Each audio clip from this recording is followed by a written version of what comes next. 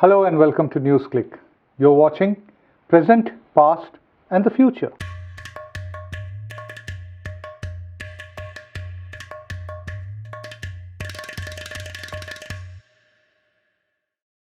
Recently, the Union Ministry of Culture formed a 7-member committee to locate and conserve the grave of Mughal Prince Dara Shukoh.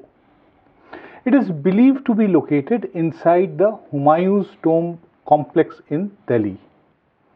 Government ordering archaeological and historical exploration is the norm. It fills important blank spaces of the past. But when a particular facet or a specific historical character's life is probed consistently, it requires examination. Is there a political purpose behind this decision of the government? After all, Dara Shukoh is seen as a good Muslim by this government and the political forces that prop it up. Just a few months ago, the Sah-Karyawah or the Joint General Secretary of Rashtriya Swayamsevak Sangh, Krishna Gopal, lavished praise on Emperor Aurangzeb's brother who lost a bitter and violent battle for power. Krishna Gopal said if Dara Shukoh had become the emperor in place of Aurangzeb, the character of Islam in India and the country's story would have been completely different. Sangh Parivar's demonization of Aurangzeb is not new. The government changed the name of Aurangzeb Road some years ago. Actually, the Sangh Parivar's use of Dara Shukoh is representative of their what-if approach to the past. India would have been a better country if Sardar Patel was the first Prime Minister of India instead of Jawaharlal Nehru. Well, this is one of the standard ways of posing this question. But is Dara Shukoh being propped up by the Hindu nationalistic discourse with a specific purpose? Will his resurrection help popularizing their theory that communal discord, partition of India and other identity-related evils are Aurangzeb's legacy? Was Dara Shukoh really a great secularist in contrast to the bigot that Aurangzeb is made out to be? Is the search for Dara Shukoh's grave part of this regime's efforts to create ideal role models in the present as well as in the past? These are very important questions about the past because they impact our present. I am joined by Farhat Hassan, a medieval historian of repute, to discuss these questions. He teaches at the Delhi University. Thank you.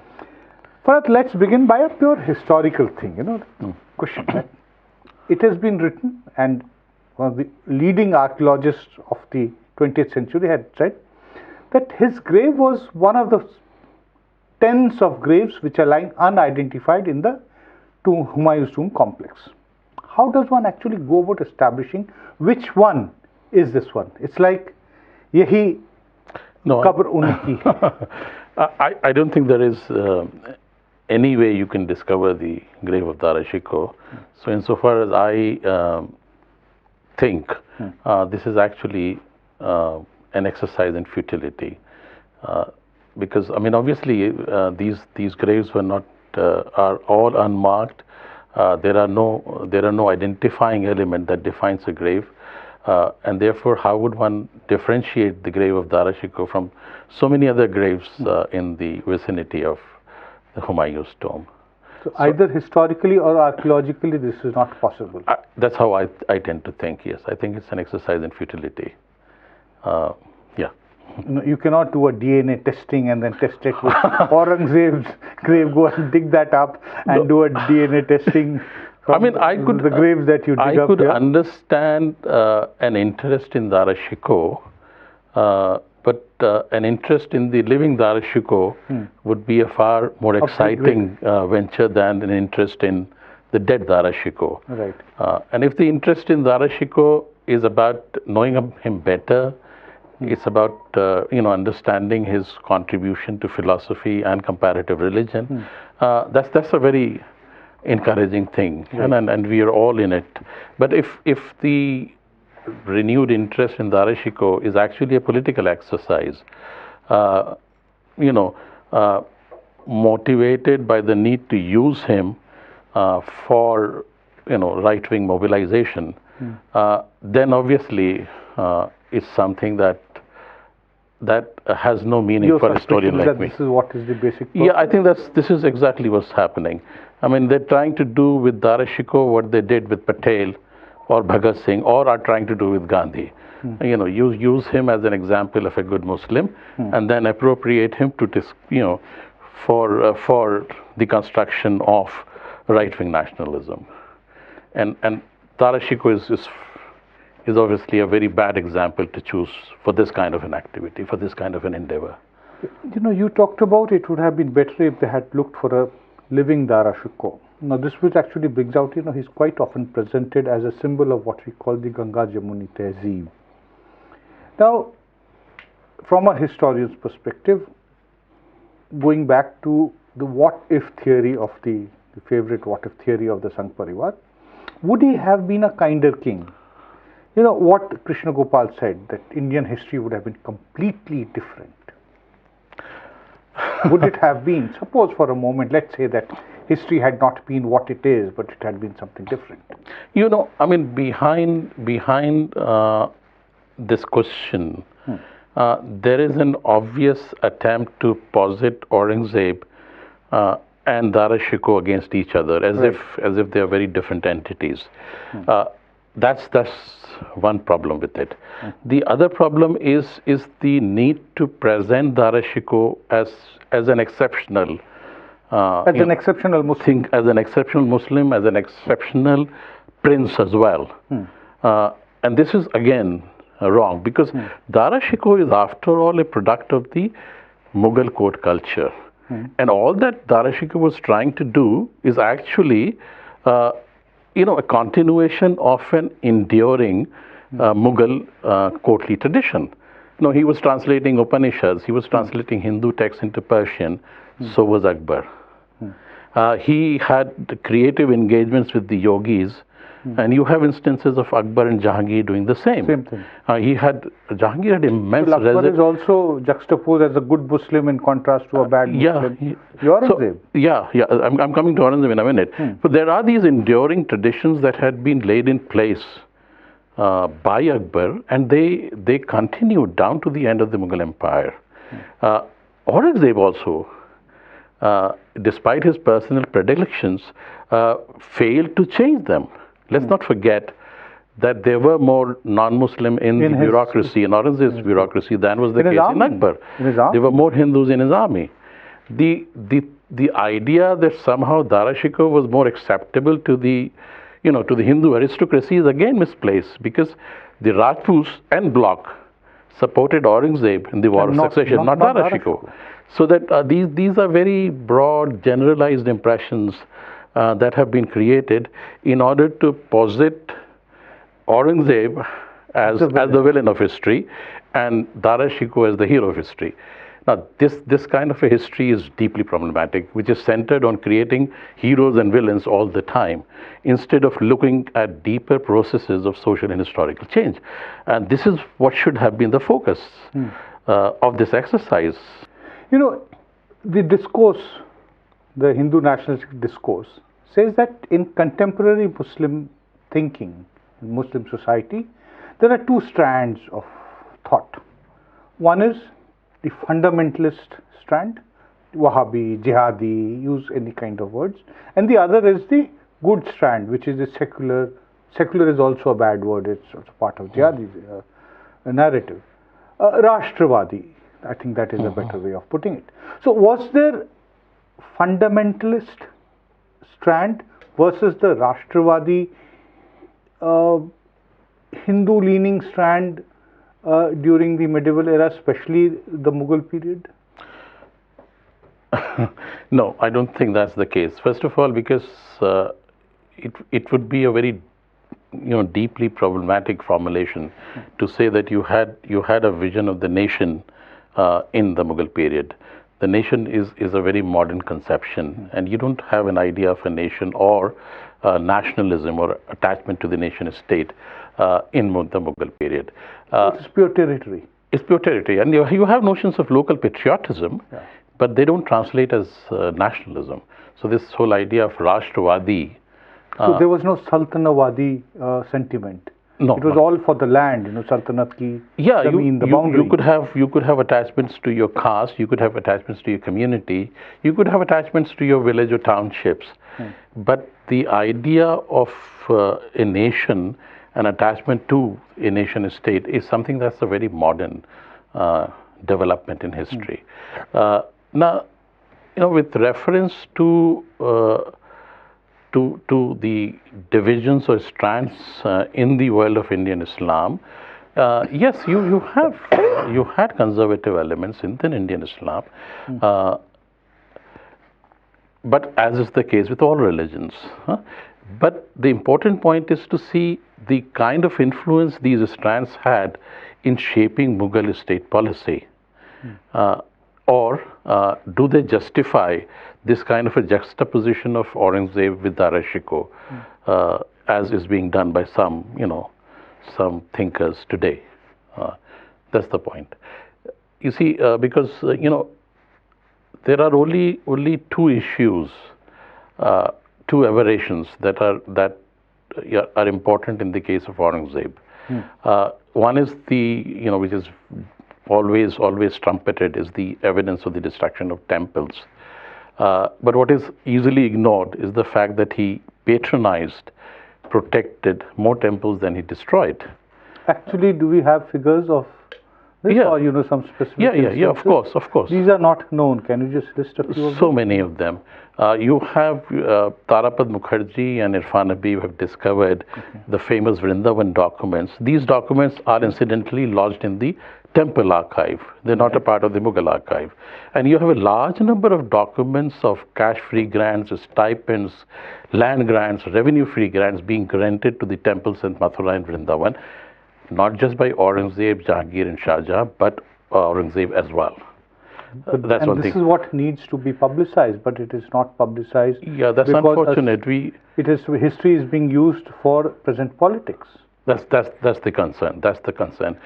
These interesting facets of Aurangzeb's policy have largely been sidelined in the attempt to demonize Aurangzeb and present him or use him to get back at the Muslim community today. So there's a political project that informs the historiography on Aurangzeb today. There is very interesting evidence of Aurangzeb providing revenue-free grant, Madad Marsh grant, to the Nathpanthis, and which is quite ironical because the person who demonizes Aurangzeb so much in the Muslim community happens to be a Nathpanthi himself. You have that evidence too. There is evidence of Aurangzeb providing for the maintenance of ghee, supply of ghee to a temple in Agra.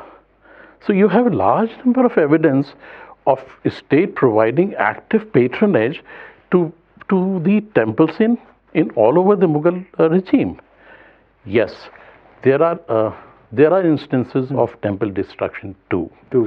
There is an instance of the destruction of the temple at Kashi, Kashi with them. Now, there's instance of the destruction of Keshavdas temple in Mathura. Now, all these, if you equate evidence of destruction of temples and evidence of patronage to temples together, one thing that is very obvious, that this is not about iconoclasm. This is about politics of the period. Okay. So it's not about imposition of religious identity. Not at all. That's what I'm trying to say. Because the destruction of the temple at Kashi, for example, was because there is a zamindari revolt taking place, and this zamindari revolt is supported by the authorities controlling the temple complex. Right.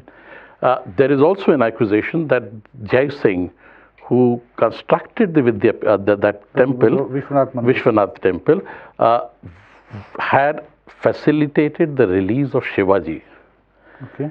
So there is this context too that informs the. So it is not that the Kashi Vishwanath temple was demolished because he wanted to go and build a mosque there Not at all. and assert the hegemony of political Islam, but it is essentially something which arises out of a political process, a pure rivalry for power. Power, exactly. What he wanted to assert was certainly the power of the state, not the power of the faith. Not to go and stamp the authority of Islam. Exactly. Same thing in Mathura also? In Mathura, you have a very substantive Jat rebellion taking place, and the Jat community have entangled relations with this Keshav Das temple. So there is a the temples were destroyed in Rajasthan too, in the Mewar and the Marwar regions, and these were because of the Rathore rebellion and the developing Sisodia-Rathore alliance against the Mughal state. So there is an important political context that informs the stray, and I repeat, stray incidents of the destruction of temples that occur in Aurangzeb's reign. Now you have the choice of focusing on 3-4 instances and demonize the whole of the Mughal Empire. This was the entire thing that was happening. That was happening, yes. Since we are talking about temples, I think we must bring in the third point of conflict, that is Ayodhya, which has actually dominated this country for the last 7 decades. Specifically, more so since 1984, when the Sangh Parivar launched its agitation for building a Ram temple in Ayodhya. Now, I have studied this particular shrine, its history and its entire politics behind it much more than Mathura and Kashi. What we find is that in this case there was not even, there's no certainty that whether the mosque was actually built by Babur and whether the mosque was built after demolishing. Even the Supreme Court verdict does not say that a temple was destroyed to build a mosque. Yes, there is some evidence that there was a pre-existing temple-like structure at the same site, but does not mean that it was demolished and a mosque came up in this place. Exactly. So I think it's very important for us to understand that Dara Shikoh and Aurangzeb were not fighting because of a different approach towards Islam and Hinduism. Not at all. What were they fighting for? Not at all. I mean, two things need to be If we try to understand it, you are an expert of the subject. So what was the bone of contention for them? Purely the Gaddi? Purely the Gaddi, yes, of course.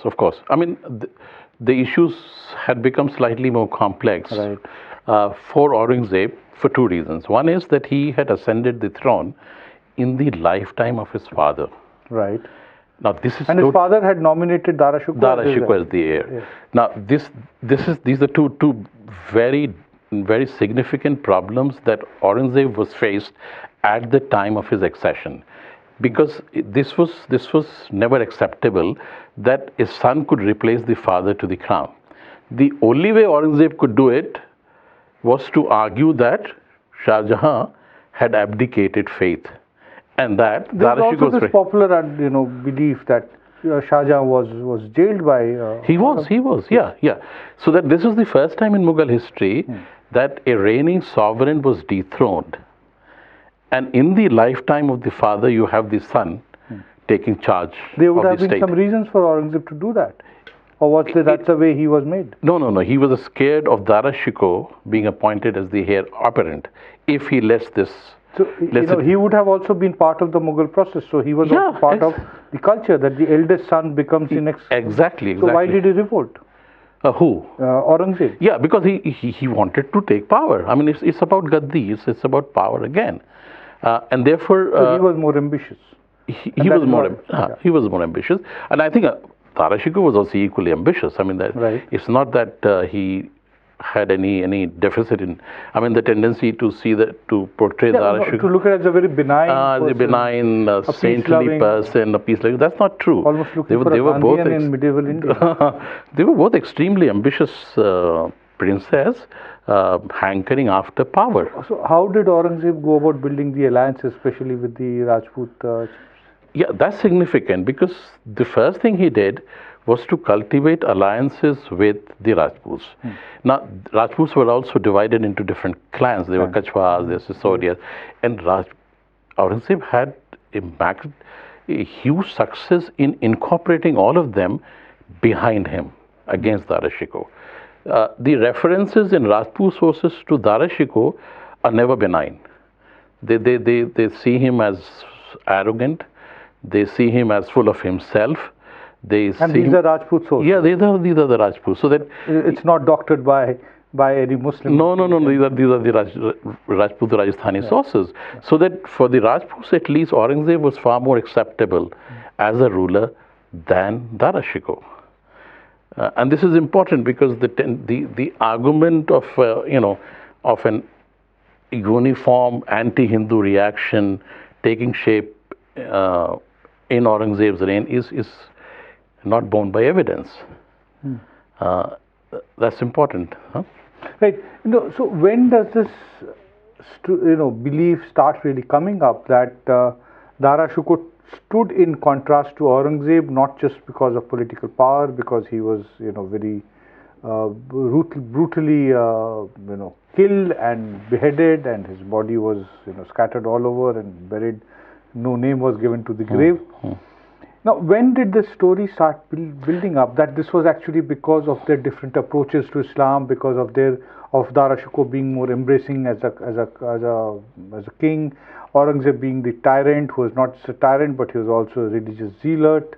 When does the story start coming up? I think this only happens in the colonial period.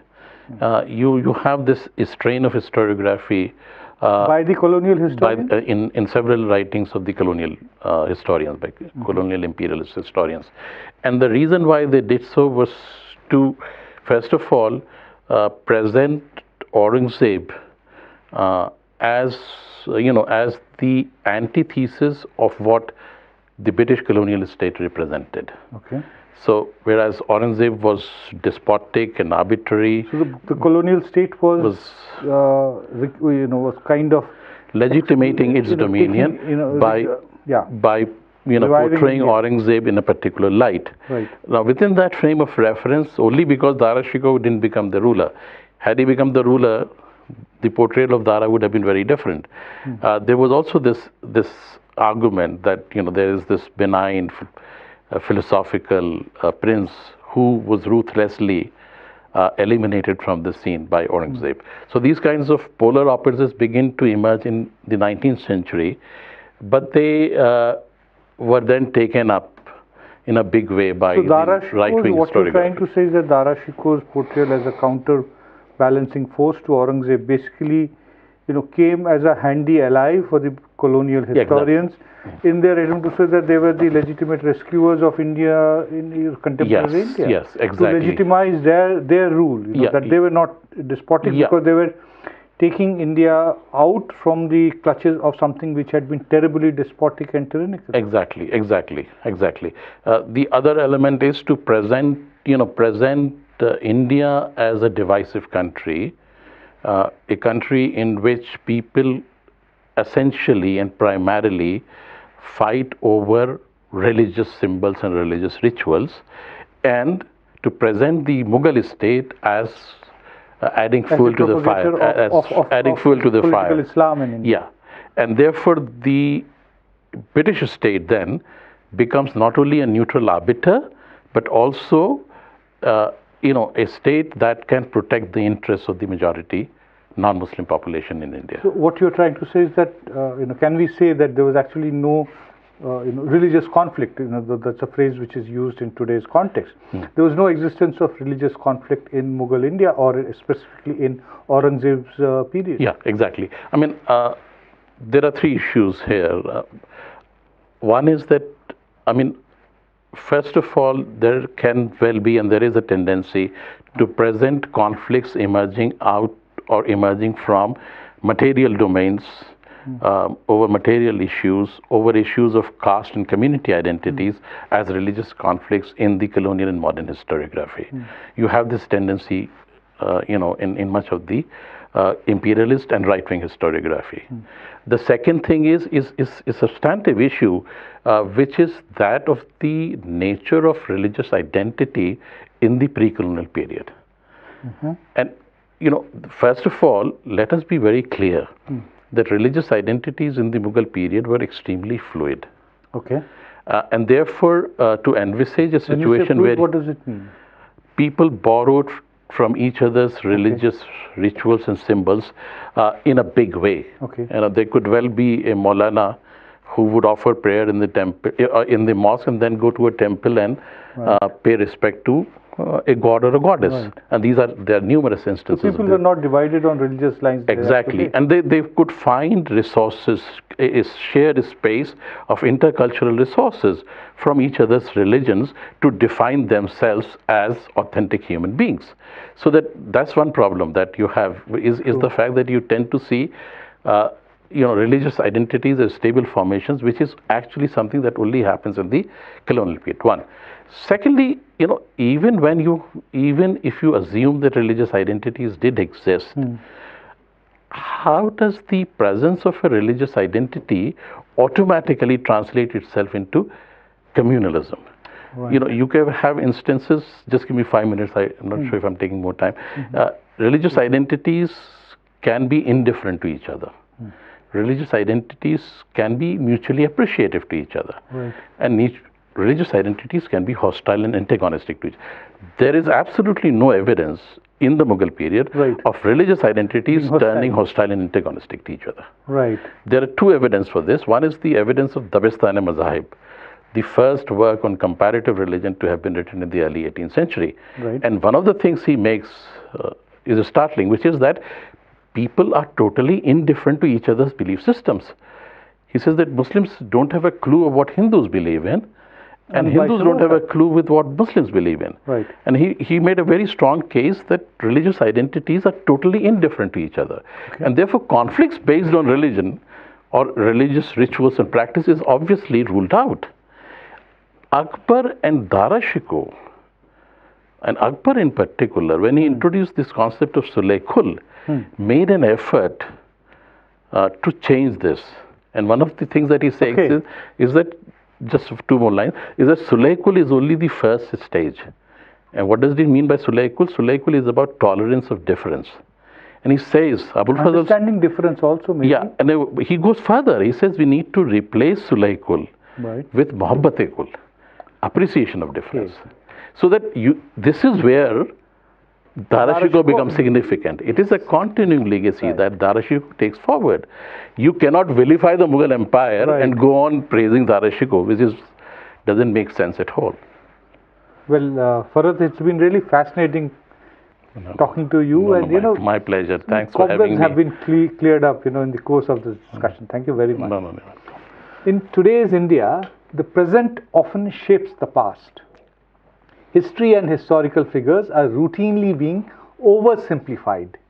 Linear narratives are more useful than a multi-layered story. Everything is being seen in black and white terms. The grey area has disappeared. I hope this discussion has triggered the grey matter here to examine nuances of Indian medieval history. Thank you very much.